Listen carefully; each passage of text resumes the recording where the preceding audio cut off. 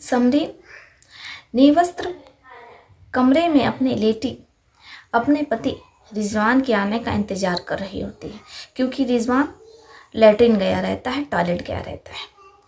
ऐसे ही आधा घंटे से ज़्यादा हो जाता है, लेकिन रिजवान अभी भी समरीन के कमरे में नहीं पहुंचता है। अब समरीन को चिंता सताती है कि आखिर क्या बात है। अब तक तो रिजवान को आ जाना चाहिए था। वो बाहर निकलती है, टॉयलेट जाती है और दरवाज़ा खटखटाने लगती है, लेकिन रिजवान जो कुछ भी बोल नहीं रहा होता है। अब समरीन 1 घंटे तक दरवाजे पर खड़ी रहती है, अंदर से कोई भी आवाज़ सुनाई नहीं पड़ती है। समरीन जिसे कुछ समझ में नहीं आता है कि आखिर मामला क्या है। इसके बाद वो पड़ोस के रहने वाले रेहान के घर जाती है, रेहान को पूरी बात बताती है। रेहान अपनी बीवी और अपने बेटे को लेकर के समरीन के घर पहुंचता है। समरीन ऊपर ले जाती है। अब इसके बाद रेहान वो भी टॉयलेट के दरवाजे पर रिजवान को आवाज़ दे रहा होता है, लेकिन रिजवान जो कुछ भी नहीं बोलता है। अब किसी को कुछ समझ में नहीं आता है। रेहान जो दरवाज़ा तोड़ने की कोशिश करने लगता है, तभी जो उसका बेटा रहता है वो खेलते हुए बालकनी में पहुंच जाता है। वहाँ बालकनी में एक सफ़ेद रंग की चादर रहती है, जिस पर कि खून गिरा रहता है। अब जैसे ही रेहान का बेटा चादर को हटाता है तो वो रोने लगता है। अब बच्चे की चीख सुन करके माता पिता जब वहाँ पहुँचते हैं बालकनी में, देखते हैं कि एक शव है। जैसे ही उसे सीधा करते हैं तो उनके होश उड़ जाते हैं, क्योंकि वो रिजवान रहता है जिसकी धारदार हथियार से निर्मम हत्या की गई रहती है। अब किसी को कुछ समझ में नहीं आता है कि आखिर रिजवान जो कि टॉयलेट गया रहता है और फिर टॉयलेट से वो बाहर कैसे आता है और उसकी हत्या कौन करके भाग गया। इसके बाद रेहान एक पड़ोसी होने के नाते वो पुलिस को सूचना देता है। पुलिस आती है, जांच पड़ताल शुरू करती है। पुलिस को कुछ समझ में नहीं आता है कि आखिर मामला क्या है। इधर जो रिजवान की पत्नी रहती है समरीन, पुलिस उससे भी पूछताछ करती है, लेकिन समरीन वही बात पुलिस वालों को भी बताती है कि वो कमरे में लेटी हुई थी, अपने पति के आने का इंतजार कर रही थी, लेकिन रिजवान कमरे में नहीं आता है। इसके बाद उठ करके जाती है, बहुत आवाज़ देती है, लैट्रिन का दरवाज़ा खटखटाती है, लेकिन इसके बावजूद भी रिजवान दरवाज़ा नहीं खोलता है। फिर वो पड़ोसी के पास जाती है। पड़ोसी आते हैं, दरवाज़ा तोड़ने की कोशिश करते हैं। फिर उन्हें पता चलता है कि रिजवान जिसकी हत्या हो चुकी है। पुलिस जो इस थ्योरी को, इस गुत्थी को सुलझाने की कोशिश करती है। मुखिया जो कि सब्जी बेच करके जैसे ही घर पहुंचता है तो उसे तरह तरह की आवाज़ें कान में सुनाई पड़ रही होती हैं। अब जैसे ही वो समरीन को गांव के ही एक लड़के के साथ देखता है तो तहस में आ जाता है, और इसके बाद वो समरीन को और उस लड़के को बहुत ज़्यादा पीटता है। समरीन जिसे वो समझाता और कहता है कि देखो, आज तो हमने तुमको छोड़ दिया, लेकिन अगर हम कभी भी तुमको किसी और लड़के के साथ देखेंगे तो आपकी अंजाम बहुत बुरा होगा। समरीन जो मुंडी हिला देती है, लेकिन इसके बावजूद भी चूँकि उसे लत रहती है नए नए लोगों के साथ अवैध संबंध बनाने की, अब उसे कुछ समझ में नहीं आता है। वो अपने गुजरात रहने वाले यार को फ़ोन करती है और कहती है कि देखो, ये जो गांव का मुखिया है संदीप, ये हमें बहुत परेशान कर रहा है और इसने हमसे ज़बरदस्ती शादी कर रखी है और हमें बंधुआ मजदूर बना दिया है। हम इसके घर में पूरा दिन खाना बनाते हैं और फिर ये जब रात में आता है तो हमारे साथ गलत काम करता है। मैं जो कि तुम्हें पता है कि किसी एक की नहीं हो सकती, इसलिए हम तुम्हें 4 लाख रुपए देंगे अगर तुम मुखिया को रास्ते से हटा दोगे। अब जब गुजरात वाला यार ये सुनता है तो पहले तो वो हिचकिचाता है, लेकिन इसके बाद वो समरीन के कहने पर गांव पहुंचता है, गांव भरेड़िया, और फिर वो छुप करके बेड के नीचे बैठ जाता है। अब जैसे ही मुखिया खाना खाता है, खाने के बाद वो कमरे में आता है, समरीन के साथ गलत काम करने लगता है।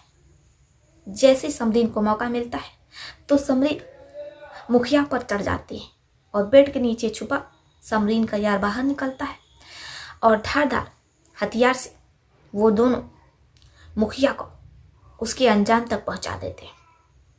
अब समरीन जो कि फिर से विधवा हो जाती है, यानी कि अकेले रहने लगती है, लेकिन इसके बावजूद भी समरीन जो हर दिन गांव के लड़कों को अपने पास बुलाती है और फिर गांव के लड़कों के साथ अवैध संबंध बनाती है। जब ये बात रिजवान के माता पिता को पता चलती है तो उनकी गांव में बहुत बदनामी होती है। वो अपना पूरा परिवार लेकर के समरीन के घर यानी कि अपने बेटे के रिजवान के दूसरे मकान पर पहुंचते हैं और वहां रहने लगते हैं।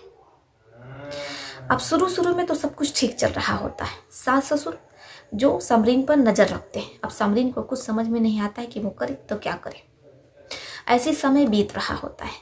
समरीन के सास ससुर जो कि बुजुर्ग रहते हैं। समरीन का एक देवर भी रहता है जिसका नाम गुड्डू रहता है। अब जब समरीन की नज़र अपने जवान देवर गुड्डू पर पड़ती है तो वो उसके साथ अवैध संबंध बनाने की कोशिश करती है, लेकिन गुड्डू भाभी और देवर के रिश्ते को तार नहीं करना चाहता था। वो सीमाओं को नहीं लांघता है, लेकिन समरीन जो गुड्डू को डराती है, धमकाती है और कहती है अगर तुम मेरे साथ ये सब कुछ नहीं करोगे जो मैं चाहती तो फिर इसका अंजाम बहुत बुरा होगा। लेकिन गुड्डू जो अपनी भाभी को बहुत समझाता है और कहता है भाभी अभी भैया को गए हुए 1 साल भी नहीं हुआ है और आप इस तरीके का गलत काम कर रही हैं, ये सब गुनाह है, आपको ऐसा नहीं करना चाहिए। लेकिन समरीन गुड्डू की एक नहीं सुनती है और फिर एक दिन वो जोर जबरदस्ती गुड्डू के साथ अवैध संबंध बनाती है और उसका वीडियो भी बना लेती है। अब हर दिन वो गुड्डू के साथ गलत काम किया करती है। ऐसी समय बीत रहा होता है, लेकिन गुड्डू के माता पिता जो कि गुड्डू की शादी करना चाहते हैं। अब गुड्डू की कुछ ही दिन बाद बड़े ही धूमधाम से शादी हो जाती है। अब गुड्डू की बीवी घर पर आती है। अब समरीन जो गुड्डू के साथ गलत काम नहीं कर पाती है, वो करे तो क्या करे, क्योंकि गुड्डू की अब पत्नी रहती है, बीवी रहती है। भला वो पूरी रात अपनी पत्नी के साथ रहता है, अगर वो उसे कमरे में बुलाती है तो उसकी पत्नी फिर सोचेगी कि उसका शौहर कहाँ गया। इसलिए समरीन मजबूर हो जाती है, उसे कुछ समझ में नहीं आता है। इसलिए वो घर के नौकर पर बुरी नज़र गाड़ लेती है। घर का नौकर जिसे मौका चाहिए था, समरीन अब हर रात घर के नौकर के साथ संबंध बनाती है।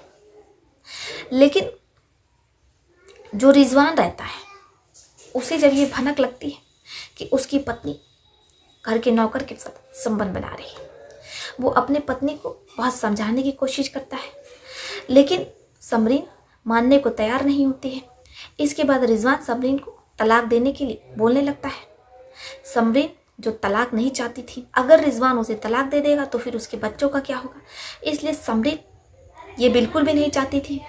अब वो नौकर के साथ मिलकर के प्लान बनाती है कि क्यों ना रिजवान को रास्ते से हटा दिया जाए। फिर वो अपने शौहर को जब वो टॉयलेट जाता है, टॉयलेट से बाहर निकलता है तो घात लगाए नौकर रिजवान पर टूट पड़ता है और फिर वो रिजवान को मौत की घाट उतार देता है। इसके बाद समरीन हर दिन हर रात अपने नौकर के साथ अवैध संबंध बनाती है। समरीन रिजवान से बहुत ज़्यादा परेशान हो जाती है। रिजवान जो समरीन पर नज़र रखता है और उसे किसी के साथ भी गलत काम नहीं करने देता है, वो अपनी पत्नी को 4 दीवारी में कैद कर देता है। समरीन इन सब चीज़ों से तंग आ जाती है और वो अपने नौकर के साथ मिलकर के अपने पहले शौहर रिजवान की हत्या करवा देती है। आपका इस सच्ची घटना पर क्या सोचना है, आप अपनी प्रिय राय कमेंट बॉक्स में लिख सकते हैं। तो चलिए फिर चलती हूँ, मिलती हूँ आपसे किसी और सच्ची घटना में, किसी और सच्ची कहानी। तब तक